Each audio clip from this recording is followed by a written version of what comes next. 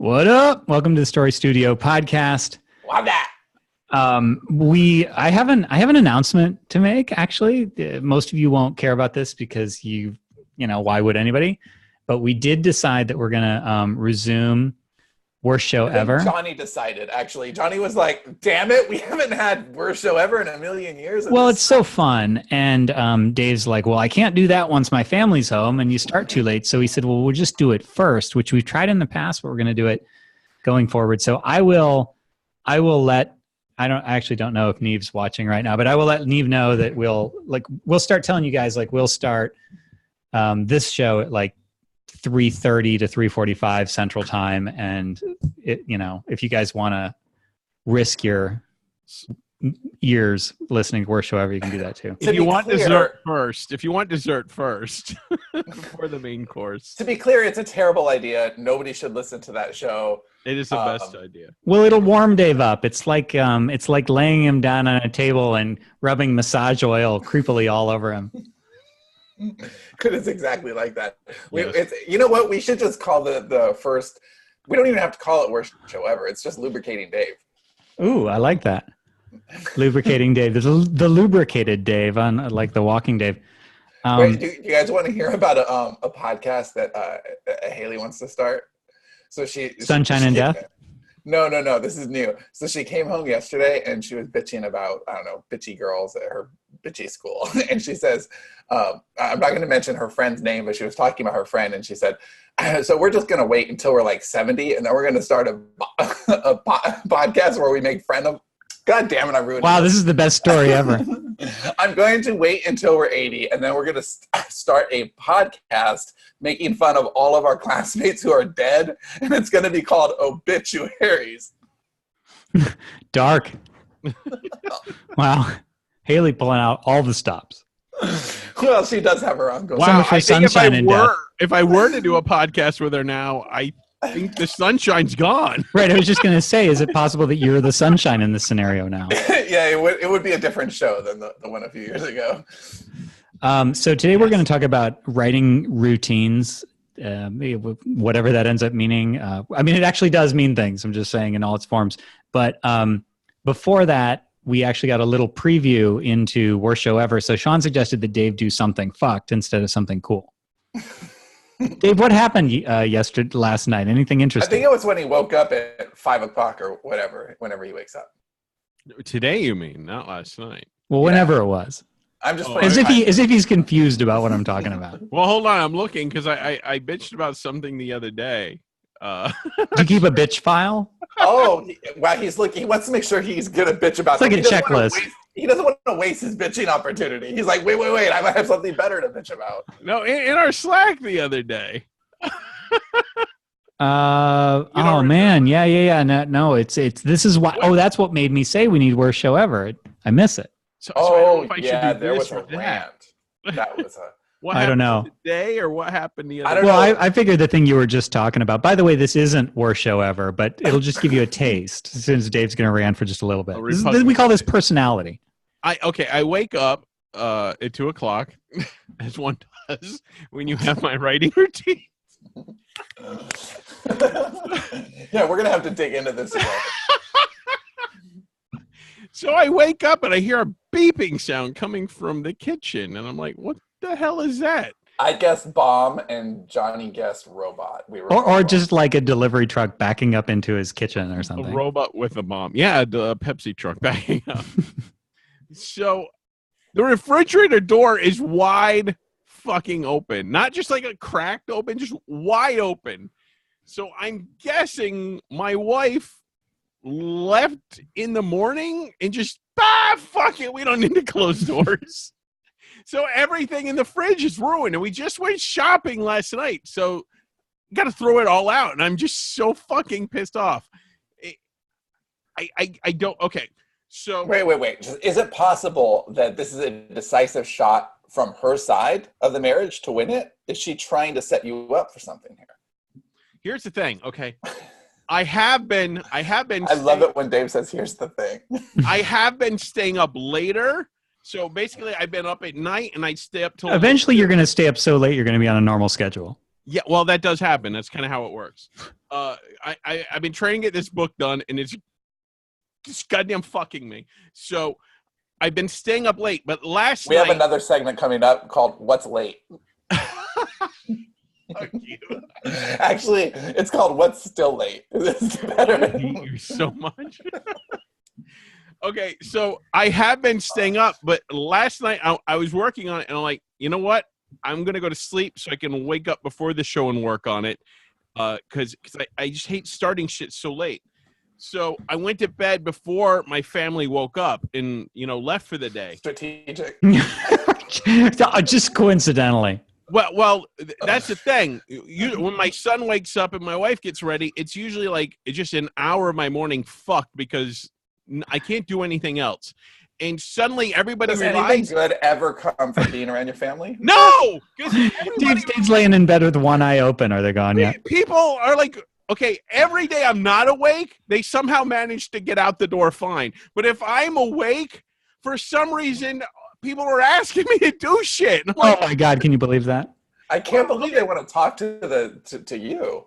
well, no, let me give you an example. My wife, leaves, and then she's like, oh, I forgot my coffee, and she comes back to get it, okay? Bitch. So, 2 days in a row, he comes home right after leaving, and she's pissed because she's like, don't you ever have your phone on? I'm like, not in the middle of the night. Nobody's calling me in the middle of the night.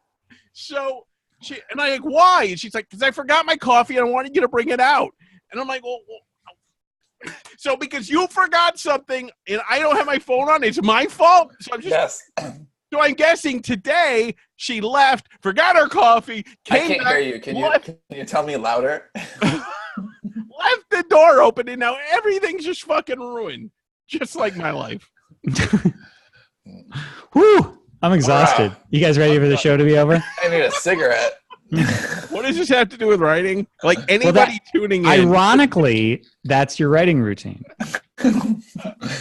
Dave, do you have to rage to get into flow? Johnny, do you have anything cool? I don't really have anything cool, actually. I don't know. I mean, no, nothing anybody cares about. I'll skip. All right, I'll do something cool. I'm going to finish a book after the podcast is over, and it's the longest, hardest book I've ever written. But I'm super excited about finishing it. Yeah, this is the book that proved that Sean is mortal. It's kind of neat, actually, because this he's being frustrated like a normal person. Yeah, it's frustrated. So one thing that's funny, we got a review recently of How to Write Fast that was bitching about the fact that I wrote the book instead of Johnny, because everyone knows Johnny's the fast one on the team. Oh, I didn't know about this review. I'm already sad, though. I'm preemptively sad, whatever you're about to say. Well, no. It's just that clearly he wasn't the right person to write this book. And I haven't been real public about how much I've written in the last year, but I've written a lot in the last year, and I'm really, really, really consistent. And so, and fast. But this book, I did bite off more than I could chew. I haven't spent longer than a month on any book, but this book had a few. It's glorious, actually. And this one I assumed I was going to be, a month, and I was just doing it like whatever the first 20 days, and then I realized, oh my God, there's no way I'm going to finish this book. This is 10 days ago. There's no way I'm going to finish this in a month. And then I got worried because by nature of this book, it's really sprawling. And it's the kind of book that if all of a sudden I don't make it into 30 days and there's no deadline on it, it's going to be 50 days or 60 days. It'll turn into a Dave project.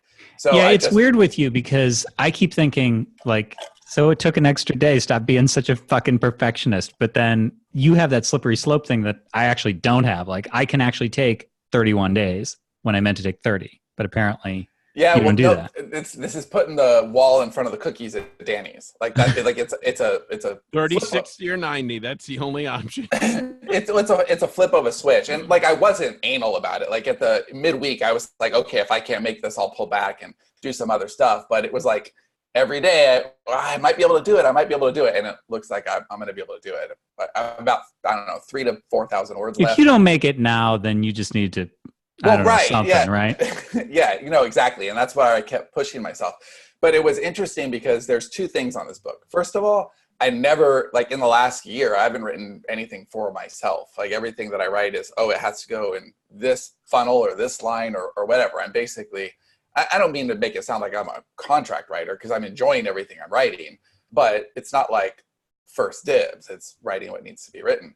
So this one was definitely for me.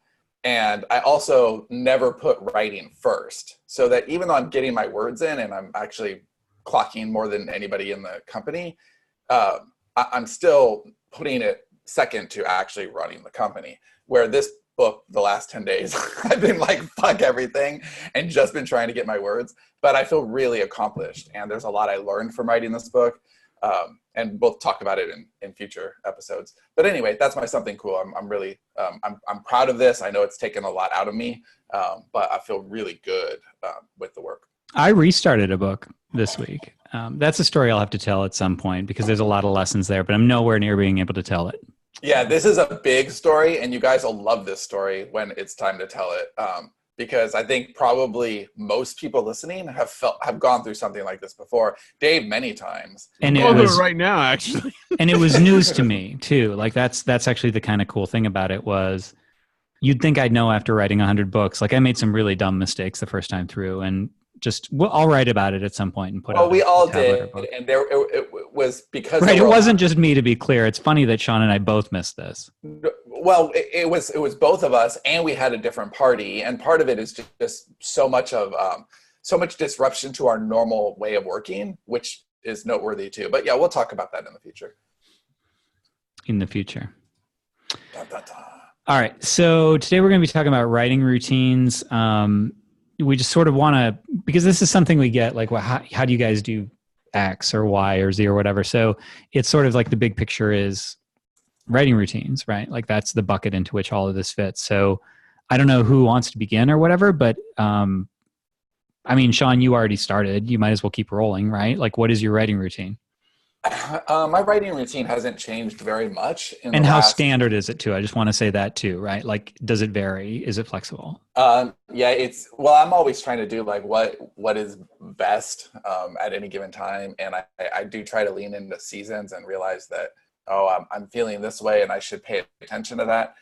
But for the most part, I mean, I'll get granular, but for the most part, things have not changed for me in a couple of years. My routine is really pretty simple. I wake up anywhere between 5 and 5:30 p.m. Right. They are officially able to be each other's unnamed narrator and Tyler Durden. Yeah, we absolutely, because Dave wakes up at that PM, like 5 to 6 p.m. That's when he's up. Who's Tyler between us, though? I really don't know. Well, it's changing, much like if Haley is no longer Sunshine. Well, actually, Haley is still very much Sunshine, but I think she's really getting the rhythm. She's like wise-ass Sunshine or sarcastic, dark humor Sunshine. Yeah. It's really about the punchline. Yes, it is. If life, you know what? Let's just make sure. She's basically Dave. Well, we really need to make sure she's not working graveyard at the gas station. I think that ruins you forever. Right. Yes, it does. But other place, she's working somewhere else. It's not that terribly far from a gas station. I'm just saying. So. So I wake up between 5 and 5:30. It has been a little. Well, actually, that's not even true. I was going to say it's been a little later lately, but it wasn't. It was at the beginning of summer, but I'm back to being up pretty early. And by late, it's like 5:45. I'm never ever up past 6, and that includes the weekends. It's fun working with Sean. You feel like a lazy fucker no matter what you do. Well, it's not. I'm not trying to get up early on the weekends to prove anything. I wish I could sleep in on the weekends, and especially Sunday, which is the day that Cindy doesn't go to yoga early. So, she would love it if I slept in on Sunday. But I was going with the weekdays where I get up at 6 and feel like I'm doing something. Oh, Sean's been up forever. I'm just up. I grew up in the flower business. I'm up. Like I'm up. I wake up early. I always have. I've never had a job where I didn't wake up early. Even when I had the preschool, I had to wake up early. We had to be open at 7:00. When I started working with Lori, I was in California and she was in Cincinnati, and my email would light up at Oh, she would never bother you with urgent things. Never. So like I really like being early, but that is part of the routine. So let's talk about that. So from 5-ish whatever in the morning until noon, that's supposedly my maker time. So what I'm talking about now is my ideal, not actually what I do or have been doing, because those are different things. So my ideal is just maker time, and that's until noon, and I don't do anything. What does maker time mean? So that means I'm producing. Love, sweet love. It means I produce something that is it's asset time. So most of the time I'd like to write during that time, but it's also when I'll edit. I'll write outlines for Johnny. I'll edit something that Dave has written. I'll be working with Bonnie on something. But that's like I'm making things during that time. Afterwards. And during that time, because it's maker time, it really should be deep work, which means I shouldn't be answering email. I shouldn't have it on. My phone shouldn't be anywhere around. I shouldn't be in Slack. Now, I don't do those things. Lately, I've had Slack open every day. Like I've had Slack open every day since the beginning of summer, actually. I've started literally quitting out of Slack. It's the only thing that'll make me do it, because then there's an extra step. I go down, my dock rises when I move my cursor to the bottom. Yeah. And I'm like, oh, look, there's a little light there. I better go check that out. But now I have to think, okay, am I going to be such a weak shit as to open Slack? Yeah, I need to. I need to keep it closed. I don't have notifications turned on or anything. It really is. It's a trigger for me, and I'm really trying hard to break it. But what happens is I don't know what to say next. And so I go see what's happening on Slack. It's not even that people are alerting me, and I'm like, at least there's not a shit ton happening on Slack now with every channel lit up all the time. Well, okay, and that's part of it too, is that there is legit things going on, and like I don't want people waiting on answers for me, so they'll ask a question and I'll answer it, and they're all my friends too. Like that's part of it. Like Slack doesn't have anything that I'm not enjoying. Like these are my people, these are my friends. We're always talking and we're always sharing. And so it's very, very distracting, and I really do need to get through it. And this last little bit, because what I'm writing is not just like long. The book I've been writing for the last month, it's psychologically draining. It's it's hard writing, and so I needed more candy than I'm used to. It was very hard to not check back and take little breaks. So anyway, ideally, it's maker time is from when I wake up until noon. Then it's me time, and that's I go to the gym, I eat, I take a nap when I can, which is almost every day actually, and that's usually for 30 minutes, an hour at the most. And then from 2:00, the rest of the day is things like email. That's when I should be checking Slack and turning all those lights out. That's admin stuff. That's our story meetings. That's walk and talk meetings. It's all the rest of the stuff. And that's Monday through Friday. Saturday and Sunday, I pretty much don't really have a schedule. I just try to get stuff done in pockets of time with whatever works best for whatever my family is doing. Dave, what about you? Do you have, I mean, in all seriousness, do you have a routine? It sounds like you do. It's just maybe doesn't. I think he is. I mean, in the time I've known Dave, and Dave, like, take it away from here, but I think Dave not only has a routine, he's had 3,812 routines. They just always kind of like change. I have a sliding routine. So much is dependent on my sleep schedule, and summer is just the absolute fucking worst because I thought your family was the worst. Oh, well, they're related. Got it. It just took me a moment. Yeah. So it's hard to get shit done. So I usually wind up staying up at night, and night is really my default because most of my life, like from high school on, I was insomniac. And then after high school, I had a job for 12 years where I basically worked graveyard shift. Now, there were sometimes I worked in the morning, but that's pretty much my default. Like, it's like my body gravitates towards just being up all night, and I don't like it. That's the thing. I used to like it. I don't like it, though. I'd rather be up in the day, but it's so fucking hard because my body just, like, if I try to get back on a day schedule, either something will mess it up where I'll have to stay up to get something done, or family will mess it up with something, whatever, or my body just resists so hard it just wants to be up at night. So it's really difficult. My schedule basically is I sit down and I write and I write and I write. And I take breaks and then I write more, and either I like it and it's going really well, or it's absolute hell and I hate every bit of it, and I wind up. Okay, so the book I'm working on right now that's late, it was due on August 22nd or 25th. I don't remember. Sean probably has it written down though.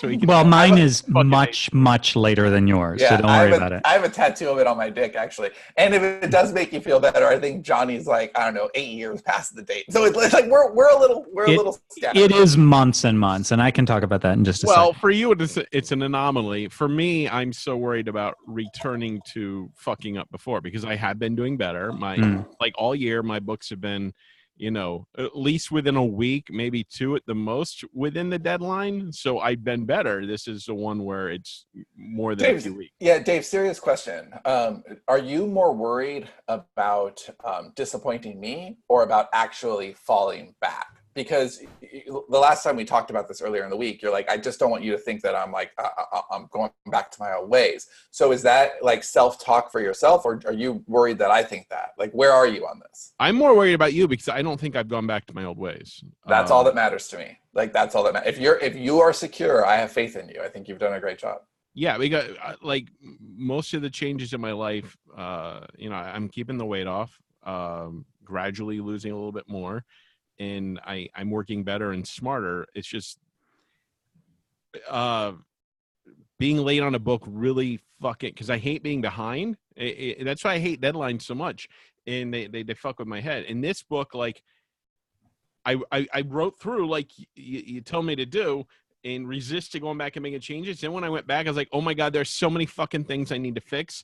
And right now it's like in a state where it's like a giant puzzle in like I keep telling you, oh, it'll be done in a few days, because I really feel like it will be. But then you find something else. Yeah.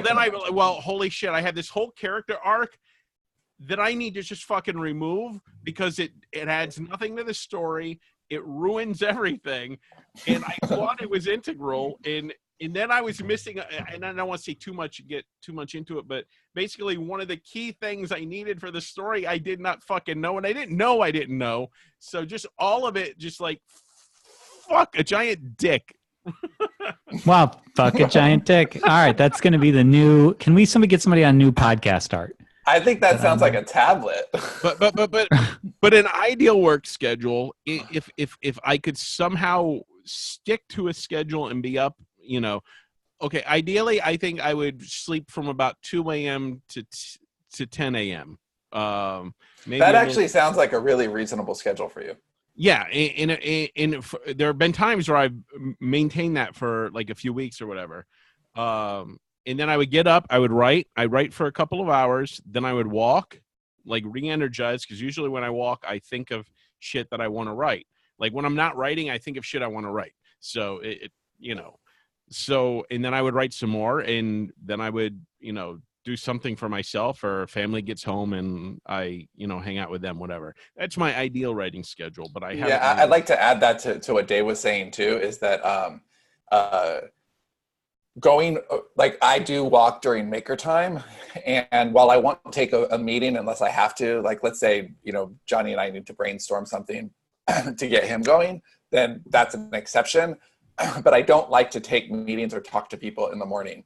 Not because I don't want to talk to people, but because that is my most fertile time.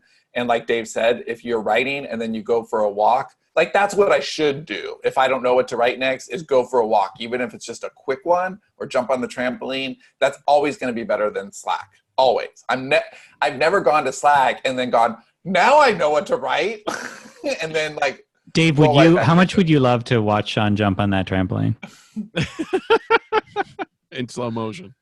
Also, during maker time, if I'm going to listen to something, like I might listen to fiction, so I'm getting language. I'm not going to listen to like a how-to book or something that feels mechanical and takes me out of story. Are you talking about when you're walking, you listen to fiction? Yeah. Sometimes. I have a hard time reading fiction when I'm writing fiction. Oh no, I love reading fiction when I'm writing. Yeah, it's fiction. actually the opposite. Inspires me. Yeah, I find it inspiring. I'm like, oh, I love how they did that shot. I find, especially so like right now, what book I'm reading, and I was reading The Corrections, which, by the way, did you know that The Corrections was going to be an HBO series with Robert Zemeckis, and it had like a full cast, like Ewan McGregor and Maggie Gyllenhaal, and it didn't pan out. But it sounds like it would have been really cool. Anyway, I've been listening to The Corrections because that's like, it feels like the thing that I'm writing similarly. Yeah, I find if I'm listening to fiction, like it'll make me either like or it'll make me dislike what I'm writing or want to write something like that. It like influences me a little too much. You're like, man, this story has a dog. I want to kill a dog in my story. Well, no, there's the one where you added a dog. You were like at deadline. You were like, hold on, need a dog. Yeah, that's Crash. Crash got a last minute emergency dog ad. Is there more to your schedule, Dave? Anything more noteworthy? I mean, we'll delve in a little bit, but it's just chaotic, really. It's really all there is. So you fit it in at all times, right? So do you have like a word count that you're trying to hit, and so that you just keep going back until you hit it, or realize that you can't? I've been working on, the past, I don't know, month or two, like 3,800 was what I'm working at. But when it's in the state where it's a puzzle and I'm trying to fix it, I stop fucking counting because I can't count what I edit versus what I writing new. So I don't count that in whatever. But when I'm just writing words, 3,800 or 3,827 or something is a goal. 3,827. Is that adding up to what it was? Basically, I was trying to hit 1 million words in a year, and I said, okay, well, how many do I need to write, per day? So that. Well, I think it's 2,700 something per day. But if you have weekends off, then it bumps the number. But I wind up writing weekends anyway, so I don't even know what the fuck I'm doing. So is your chaotic schedule a response to, well, I need to get 500 more words, and so I'm going to squeeze it in whenever I can? Well, I also I do like writing, but it's mostly because, I'm behind. I fucked this up. I need to fix it, so I gotta just keep writing. It's usually I'm writing behind. So even when I just start a brand new book, I feel behind because there's a deadline. I fucking hate deadline. I know you're a writer, you have deadline, and anybody that has a job has to have some metric that they have to have. But just psychologically, deadlines just fuck with my head. It's just looming over my shoulder. How did that work for you? And I know we've talked about this before, but like, how did that work for you when you were at the paper? Is it because it was nonfiction? It just didn't matter. We weren't attached to character arcs, or like it's so much more straightforward. The paper was a little bit different because there were other people there. And we were kind of really all working together. Like I had the stories that I was due, but like everybody was kind of in the same boat. So the stress wasn't like, I just feel like it's all on me, even though it's not all on me because you're also writing. But it feels very solo and private. Also at the paper, it was a twice weekly paper. It was a small paper. So on deadline night, like the night before a story was due, it was pure fucking chaos. And I would be there till like 1 or 2 in the morning, having gone in at 7 or 8 in the morning.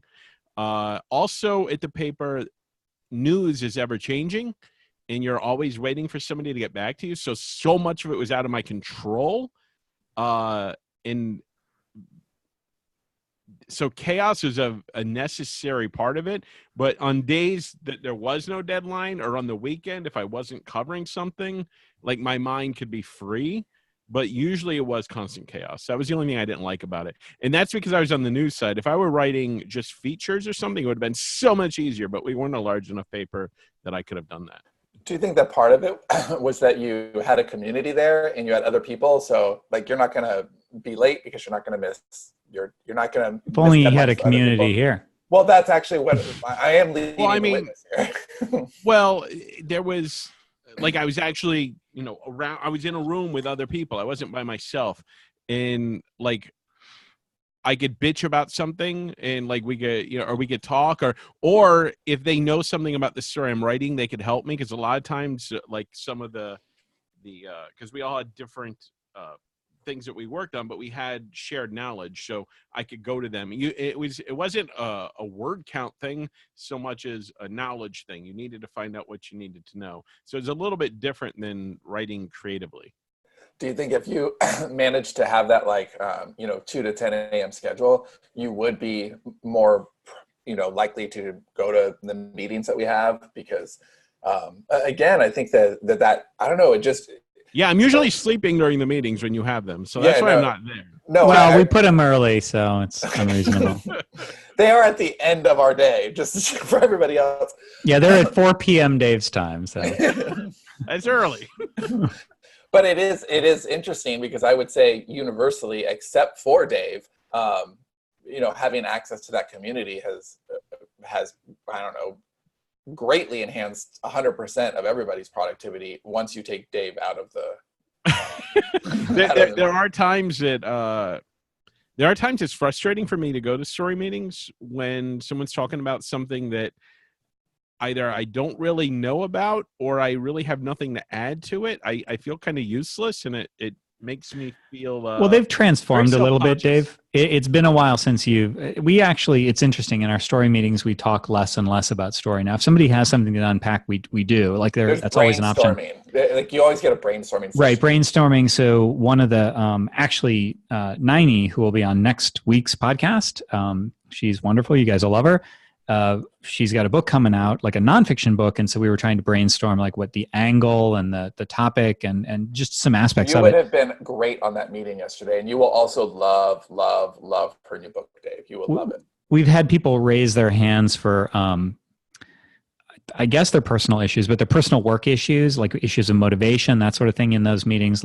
We've done sort of, Sean did a roundup of like goals, right? Like what do you want most? And then we did one-on-ones to follow up on them. So they're sort of more general meetings than story. Yeah, because now we've the big shared world is now more compartmentalized than that. So the meetings really are just about bonding and sharing and growing, really. And usually if somebody has to brainstorm something, it's one specific aspect of something that they can just quickly explain. Like I have the situation where, and they spend 5 minutes and they're like, what do you think?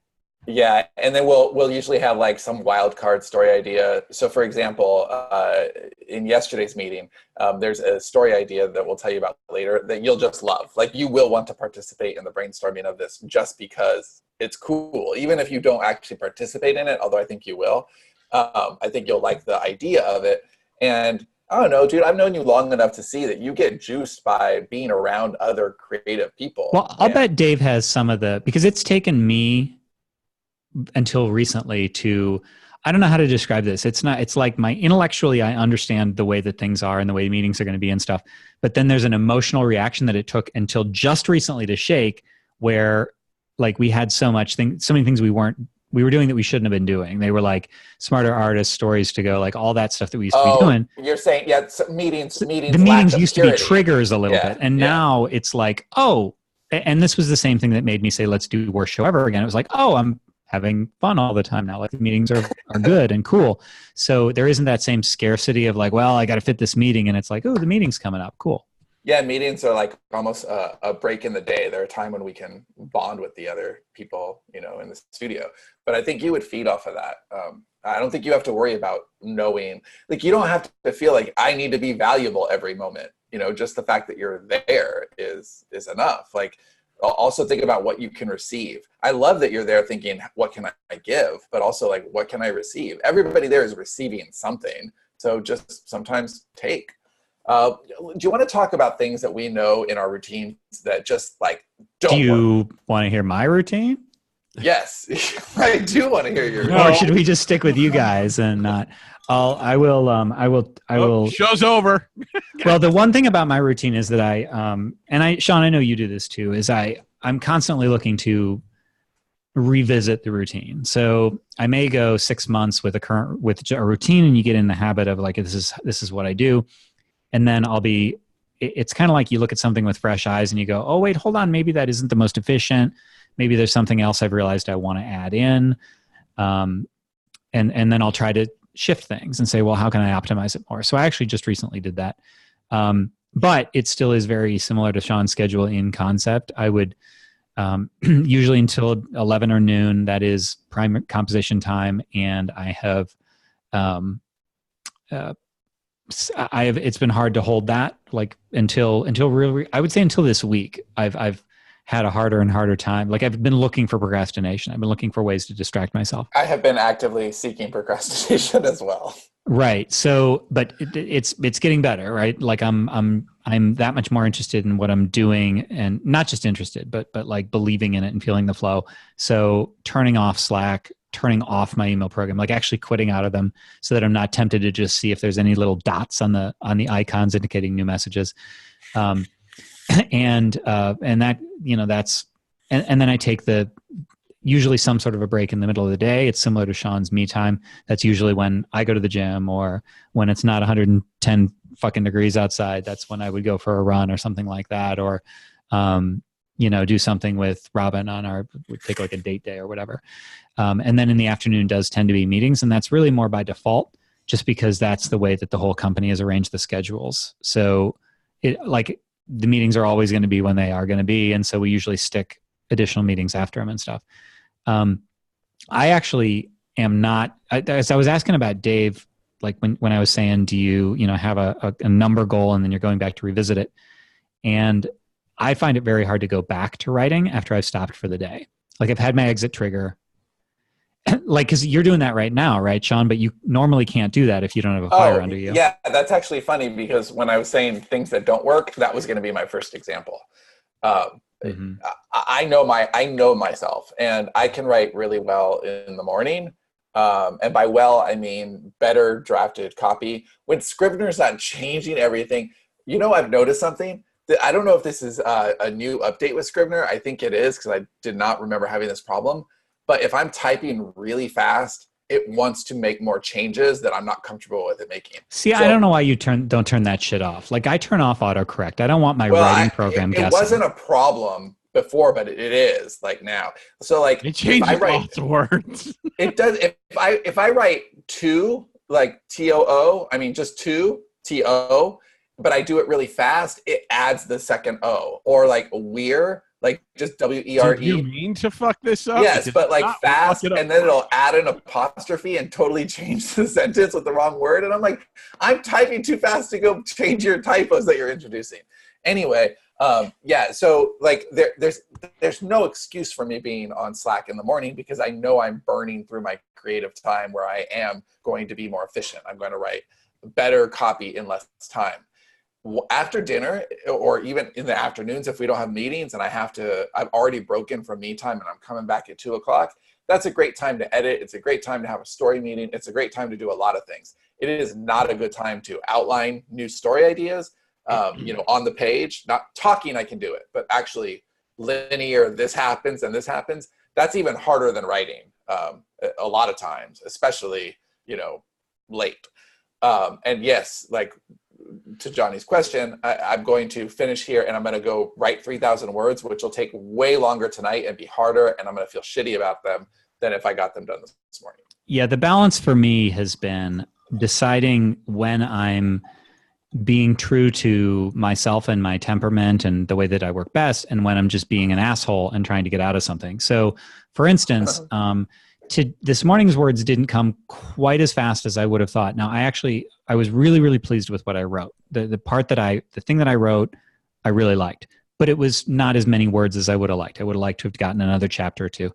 And so I got to a point where it was like, I just have these sometimes. I'm like, I cannot do anything. I cannot do anything. And I'll sit there and I just realize like, okay, this isn't procrastination. It just isn't going to happen right now. And so I went, I stopped, I took a break. I went to the gym and I told myself, I'll come back. I'll have time afterward before the show, before the podcast. And at the whole time I'm like, you're not going to do it, dude. And I'm like, I'm going to do it. I'm going to feel good. I'm going to do it. I know. And I'm like, you're not going to do it. Time's going to dwindle. You're going to be like, oh, I thought I had an hour, but it's really 45 minutes because I had to do these little things. And you're not going to feel like I'm going to do it. I feel like doing it. Well, but guess what? I didn't do it. So I don't know how much of that is just saying know thyself and just wait until next week. The problem is that, as we alluded to earlier, this project is so far behind that every single time I make a decision like that, I feel like I'm being a weak shit and that I need to go faster. So it is a weird thing because Sean and I have talked extensively about this project, and it requires a relaxation of just the urgency behind it, but at the same time, there's still some urgency behind it. So I need to find like where that is. Yeah, that is really hard too, because sometimes we're just our own worst enemies. You know, this morning I woke up knowing I'm going to finish this book today. I've got 2 chapters to go, and I'm ready to hit it. And then I procrastinated for 90 minutes. Now, that 90 minutes, I could have got much of what I still have to do if I just hadn't procrastinated this morning. And the thing is, I knew what I was doing. I'm like, I have the podcast today. I'm going to have to go and write afterwards. Like, I knew that. And I wonder if there's a part of me that's just like needs the stress of now I've got a deadline to finish. Now I've got to, pound this out. If tonight. It works. The problem with that argument for me would be, well, then I don't notice that I didn't then make up the chapter. So it didn't work for me. Yeah, I mean, I know I'm going to finish, but like, I don't know. It's one of those things where I'm not looking forward to anything I have to do, but as wise people in our lives have told us, well, that's serving you for some reason because you are letting it happen. So like, what is it about the stress that I'm going to face tonight finishing this that was okay with me at 6:00 this morning? I actually, Trish just asked in the comments, by the way, Trish, you're only letting us know. I don't know if you want to let everybody know. This is just going to us, but this is probably a good one to answer. She says, I'm curious if you've noticed a certain part of the book that goes slower for you, like it's harder through the middle or the beginning or what. And my answer to that is not a specific part of the book. It's where I am. It's whether I'm trying to figure things out. So what I'm doing right now is, I have, and this is a little bit of a spoiler for the story that we'll tell later about this book, is I wrote 90,000 words before deciding that, and those were hard words, 90,000 hard words with many false starts, many erasing, many redrafting of an outline before deciding that I just needed to throw it away. And I don't mean reuse it. I don't mean go back through and tweak it. I mean literally set it aside and don't look at it again. So I know a lot of the things, like I thought about the story. I got some new inspiration. I thought of some new ways to see it. And it felt like I feel good. I feel like I know what needs to be done, but I actually have the paradox right now of knowing too much about the story. So what I'm trying to do is I have a list of things that I know I need to kind of start hinting at. I need to start seeding and foreshadowing things. And so there's a lot of decisions that need to be made. And when I have to make a lot of decisions, as opposed to just narrating what I see in my head or describing what I see in my head, it's much, much harder. Like actually, decisions are kind of the thing. I don't know about you guys, but we usually go out to dinner on Friday night, and I have abdicated. You guys need to decide where we're going because I can't make that decision. I don't want to make one more decision at the end of Friday. It's a weird thing. Like I get bogged down by them. So when I have to make a lot of decisions, then that's when I go slow. I couldn't agree with that more. Decisions are my enemy. We've talked about this before. Like I have 8 things that I wear. Cindy makes all my food choices. Like I make so many decisions during my work day that I do try to eliminate as many decisions as I can, outside of that. Yeah, Dave. I think that is one of the, like when I'm feeling stressful writing a story, it's because I'm not sure what to do with a lot of stuff. And it is the decision in too many options. Like, what the fuck do I do? Or how do I fix this? And I think that's when I tend to procrastinate the most because I just need to get my mind off of whatever the hell I'm doing so I can come back at it fresh. As far as the things that have helped me write, when I'm just when you have normal resistance, not like full out stress and just a fucking mess of a story, but just a normal resistance, like when you just like, especially like when you're starting out and maybe you're not ready to write. For me, the Pomodoro method works best, like the timer. You just put the timer on, you can set it, I forget what the method is. I do 20 minutes and then it's supposed to be 25 on, 5 off. Okay. So I do, well, it depends. I mean, I think that's classic, but yeah, that's the official Pomodoro. I do 20 and 5 off. If I'm flowing, I'll ignore it and I'll just keep going, although you're not supposed to do that, but whatever. But I find if there is like some external thing, even though it's self-created, telling me, okay, you just have to write like this little bit. It's easier to take in chunks, like when you're not ready to write. Like, okay, well, anybody can sit down and write for 20 minutes. Like, okay, so I won't do anything but write for 20 minutes. And that helps me, having that external thing forcing me to do it. Yeah, I've actually, I don't even know if this is anything I've admitted before. This might be new, but I've called Cindy in before and said, I need you to count down. I just need you to go 3, 2, 1, because if you're watching me, I'm going to start typing. And it's so stupid. Like I should be able to go 3, 2, 1 by myself. But what I've done many times is 3, 2, 1, and then I go check Slack. Like I'm just so weak sometimes. It's the worst. Sydney's in the emergency right now for eye sprain, rolling her eyes at that whole thing. It's okay. But that's an interesting one. I haven't heard of that one. Well, it's just I know I have an audience all of a sudden. Like if the very fact that I could have just said, hey, okay, writing is not hard for me. Starting to write is hard for me. Yeah. So once I'm going, like I can go for 2 hours if I'm going. Yeah. But like the reason I've been so stilted in this last thing is because I'll hit a break and say, okay, how am I supposed to articulate that? Maybe someone on Slack knows. Well, you're writing something emotional too. I don't know if you saw Bonnie's question. She was asking whether your emotional connection to a particular story affects like your desire to procrastinate or not. But yeah, I know that because what Sean's not telling you is that this story is different from other stories. Like it isn't at all like the stories it's normally writing. Right. And it's this story, like Johnny's story, is one that really deserves its own episode. But yes, it is complicated, emotional, personal writing. It's the kind of writing that very few people this should ever do. And for us, like we're not doing it because this is going to be a big profitable book. This is more just something that I wanted to write and I took the time to do it. But that's also one of the reasons that I've been urgent about the timeline, because actually this is worth exploring.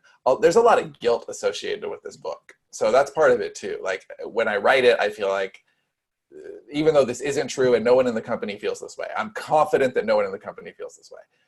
But still, like I can't help but feeling guilty. Like this book is really indulgent and like I'm costing the company momentum and time. Oh, I'm totally thinking that. by even writing it, because it doesn't fit in funnels. It's just like whatever, like I'll explain it at some point, but it's not worth the company time that I'm investing in. Well, it's a personal project. It's something that is emotionally benefiting you more than it will financially or otherwise benefit the company directly, but it will indirectly benefit the company quite a bit by the fact that you took the time. I would argue that you write so much with the company in mind and financially, like making sure that everybody like that their stories are going to work or whatever, that you do so much for everybody else that even if it were indulgent, you owe it to yourself. So what the fuck? Well, that is part of it. I promised myself 10% time, right? So if I wrote 1 million words, I should get 100,000 that are just for me, that I don't owe for the company. And I made it to like, well, I don't know, 1.6 million words or something before I got a chance to do this. So you're making this 160,000 words, you're saying? Well, no, it's about 190 actually. What? So I went over budget. Oh my God. Yeah, I think I'm not reading that. I'm sorry. I love you. I'm not reading. Here, hold on real quick. I'll tell you. I'm guessing I have 3,000 words left, and right now the total is 185,663. So yeah, it'll be well, and that's actually part, like the question that Trish asked is the flip side of that is endings are fast as shit for me 99 times out of 100 because there's nothing left to decide. Like the way that my brain works when I'm writing, my endings always are inevitable. Like I know what needs to happen at the ending. I'm never making decisions about what needs to happen at the end. So it's just like watching a movie, only I'm describing what's going on in the movie to the person next to me. Like that's easy. Oh, look, then he did that thing. So that's not hard for me. Endings are never concrete. Like I'm like, should they die? Should they not? No, I agree with John. Always yes. Yeah, in the right story, endings do feel inevitable. And like, what's funny is that I had 4 chapters left to go a couple of days ago and no idea how I was going to end it. But I've written enough with Johnny, especially. This is very true in the work that we do together. The ending just always happens, and it's always inevitable, and it's always right. And there were like 5 or 6 things that lined up at in this story that just I didn't know at the beginning of the week, and they're just like, of course, and that's really awesome. So yeah, it's going fast as far as the decisions I have to make, but I am a little bit slower because there's a certain level of articulation required in the last chapter or last couple of chapters. Well, so maybe to close this out, because we stopped talking about writing routines and started talking about writing in general, which is pretty cool. But are there any like hacks that would qualify as kind of a routine to get you unstuck, or things you do like throwing a ball against the wall because you can't, like in the cliche of the writer's room or something like that? I think a few things. I think really paying attention is important. I think all 3 of us have seen this over and over and over. Bonnie sees it when we check in with Bonnie. Bonnie's very systematic in the way she's looking at what everybody does, and we're looking at our habits. I think if you look at what you do and you measure it against something like what Dave was saying earlier, you can't just say, because I'm in a creative business, I don't have deadlines, I'm not accountable to anything or anyone. I think that's the other side of it. Having someone you're accountable to, whether it's just your partner, it could be your spouse, it could be a group like we have, but probably yourself isn't quite enough unless it's really working for you. But I think most writers know they could do better, and having someone that they could be accountable to is a big deal. But I think the most important thing is just to be aware of yourself and be aware of the stories you're telling yourself. Because for me, like, it would be really easy to say, oh yeah, I wrote this book in a month and I did a great job, and what I'm doing is obviously working, because I did hit my goal. Like, I totally did. I'm going to walk away from this month and the book is done. Probably needs a shit ton of work. I have no idea if I'm going to add 20,000 words or cut 80. But like, I know I need to go through it again. It's not enough that I finished the book. It's not enough that I hit that goal. I need to give it a brief autopsy and say, what could I have done better? And I know I could have had more time if I hadn't been on Slack so much. I know there are things that I could have done better. So I think it's a matter of always asking yourself and always knowing that you could do a better job than the time before. So I just want to say we had, I don't know if it was Jen and Neve wrote some show notes for us for this episode, which we kind of abandoned at some point. But there is a tip here on, I feel we would be remiss not to mention. Thomas Wolfe. The tip? Thomas Wolfe. You're going to read this one. All the things that are there, and this is where Dave goes, okay, Dave, take it away. Thomas Wolfe had been unconsciously fondling his genitals, a habit from childhood that, while not exactly sexual, fostered such a good male feeling that it had stoked his creative energies. So from then on, Wolfe regularly used this method to inspire his writing sessions, dreamily exploring his male configurations until the sensuous element in every domain of life became more immediate, real, and beautiful. So I'm going to start masturbating while writing. Start. Yeah, you're going to start. Right. Your keyboard's the stickiest one in Florida. Male feelings. Yeah, I feel so male right now. It's great. Yeah, that's something. Yeah. Well, I didn't know you were going to go with that. Yeah, I would just say, I would just say two things, and we'll see if I remember them both. The first is that, and I'm doing this kind of on faith right now because I do feel kind of like a sack of shit as far as like my productivity with this book recently. It's literally taken me. I'm gonna go with 10 times as long as a normal book of this length might have taken, or close to that. But I think that to the extent that you're not procrastinating or screwing up 10 times worth. Remember I wrote the 10X author? It was great. This is what I meant. 10X as much of the book. Is that I think I'm trying to accept more and more that writing isn't like building a house, right? Like it isn't just a matter of like, well, you know what, I'm gonna stop and take a break, and then the house building will be more creative and fulfilling later on if I take the break now. But it is that way with writing, and I think that, and we're part of the problem here in this very specific way because we've talked about, you know, nobody talks about like waiting to be inspired to be a plumber and blah, blah, blah, like just sit down, do the fucking work, that sort of thing. But that said, it is something where you need to kind of let your brain refill and stuff. So something like, you know, if I were to watch this movie that is kind of similar in tone to my book and it'll inspire me, like sometimes that's actually the right choice, in my opinion. Sometimes it's procrastination. So that's the trick. Is finding where that learning to be honest with yourself, which is a hard thing to do, and right. You get better at it the more you question yourself. But like, don't believe the first thing that your brain says, because it's probably trying to, I don't know, it's probably trying to screw off. Yeah. The second thing that I would that I was going to say is that, and I know that we've given this advice before, but it's increasingly true of me for sure, is understanding what sort of the buckets of your abilities are throughout the day and matching things with the strengths of those buckets. I know that doesn't make sense. So here's what I mean. Later in the day, if I have to meet with somebody about anything, I'm usually going to try and schedule it after our major meeting, which is it ends around 4 p.m. Central Time. Because, you know, typically I have 2 hours left in my working day at that point, and I'm beat creatively. Like creatively, if I were to sit down and write, like I know it'll be shit. I know I'll hate it. So go ahead and load that time up with meetings or research or do emails then. You know, if I have to answer emails in Slack, so do them then, because I'm already kind of fried. If like a lot of times Sean and I will need to brainstorm something for a book or something like that. And there have been times when we've done it at a non-ideal time, but usually it's like, okay, well, after the podcast on Friday, because I can't do anything other than walk and talk about something anyway. So go ahead and use that time. So I think using the time that you have in the way that best fits your sort of ability at that time and what you're fresh for would be something else I would add.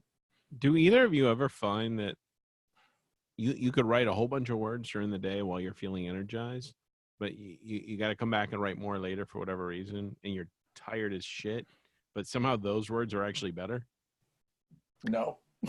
Well, it depends on the project. Sometimes, like when I'm in that tired mind state, like I write some really good shit sometimes. Oh, okay. If you're talking about quality of words, then yes, that has happened to me. But the energy or the what it takes to get those words on the page is 100% of the time it's more difficult if I'm coming back. Like it just is. For me, it depends on the project. So there was a project that we were finishing end of last year. It was actually right before like Christmas. And that one was fun. Well, but I had set a self-imposed deadline, much like you. Actually, I wonder if this is the same for you with this current project. I had set a self-imposed deadline. It was not somebody else's deadline, but I just said I'm going to finish by this day. And so once I had made that decision, and I was also excited about the project. It wasn't like a grudging, like, okay, I'm going to finish it. Because I can't do that. I need to be excited and have the self-imposed deadline. Those are required. You could try Thomas Wolfe's mess. Try Thomas Wolfe's. I was feeling very manly at the time. Chris suggested we write a stone tablet called Exploring Your Genitalia to Foster Creativity. Oh, I like that one. Well, Joel wrote that. It's called Fuck the Details. So anyway, where was I going with that? What was I talking about? Help me out. You need to be. Oh yeah. If it's I can get back and I can write after dinner, which is crazy. I'm not normally able to do that, or I don't normally write on the weekends. That's just kind of like I'm binary in that way. But I will if it's something like that, and it's strange because it doesn't require effort. It's just because I'm in the throes of something. So I think that when it feels that way, especially if I'm in, like, my sweet spots are not just dialogue, but arguments and conflict and action and stuff. And if I'm coming up on something that I know how it's going to happen, I'm like, fuck yeah, then those things are a lot easier. Sounds like we ran out of things to say, so that's good. Yeah. That was a pretty nice long show, and we even got in some talk of fondling, which is good. That's always a plus. That's good stuff. So I'll just remind you guys, I did notice an uptick in live viewers. That's pretty cool. I do think the time's going to shift, though. Worst show ever. Yeah, it's going to shift a little bit. I'll tell Neve, and she's hearing it now, but I will formally tell you, Neve, that I think that from here on out, I think we're going to say that the self-publishing podcast will probably start closer to between 3:30 and 3:45. The Story Studio podcast on Fridays. That's Central Time. But if you want notifications, because it does shift sometimes, every once in a while we take a week off. You can go to sterlingandstone.net/live show to get those update emails. And then for our nonfiction book line, because we are cranking out a lot of really interesting books, including one we'll tell you about next week, you can get on that list at sterlingandstone.net/stonetable, because Stone Table is the line of books now, not the mastermind it used to be. And next week we're going to have on Niney Hammond, who's one of the authors in our studio, and she's just wonderful. You guys are going to love this show. She's very energetic and fun and interesting, and the book that she wrote is going to be crazy cool to talk about. We'll tell you about that next week, too. Yeah, Dave, seriously, as soon as it goes into the common library, download it and read it. You will be very happy. You will really learn. It's a quick read, too. That library, but yes. You just join the Slack channel. It's super easy. Barely an inconvenience. Which channel? The one called Library. I don't even see that on my options. Okay. Let's talk about this more on the air, though. That's good. All right. So thank you guys for listening to the Story Studio podcast, and we will see you next time. Bye-bye. Adios.